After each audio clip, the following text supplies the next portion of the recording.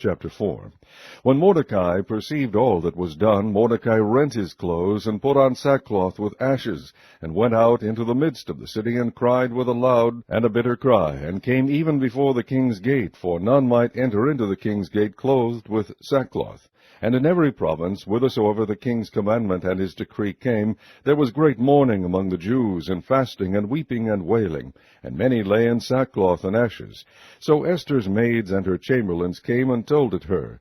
Then was the queen exceedingly grieved, and she sent raiment to clothe Mordecai, and to take away his sackcloth from him, but he received it not. Then called Esther for Hathach, one of the king's chamberlains, whom he had appointed to attend upon her, and gave him a commandment to Mordecai, to know what it was, and why it was.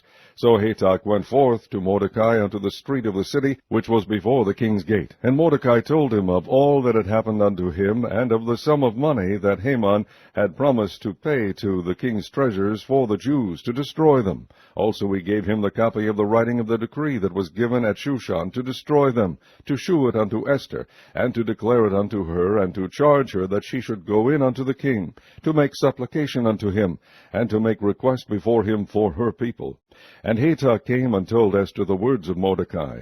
Again Esther spake unto Hathach, and gave him commandment unto Mordecai. All the king's servants and the people of the king's provinces do know that whosoever, whether man or woman, shall come unto the king into the inner court, who is not called, there is one law of his to put him to death, except such to whom the king shall hold out the golden scepter, that he may live. But I have not been called to come in unto the king these 30 days. And they told to Mordecai Esther's words.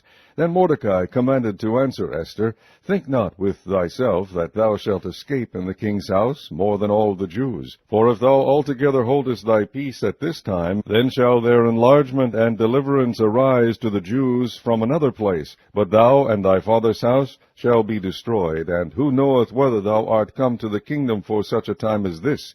Then Esther bade them return Mordecai this answer, Go, gather together all the Jews that are present in Shushan, and fast ye for me, and neither eat nor drink 3 days, night or day. I also and my maidens will fast likewise, and so will I go in unto the king, which is not according to the law, and if I perish, I perish. So Mordecai went his way, and did according to all that Esther had commanded him.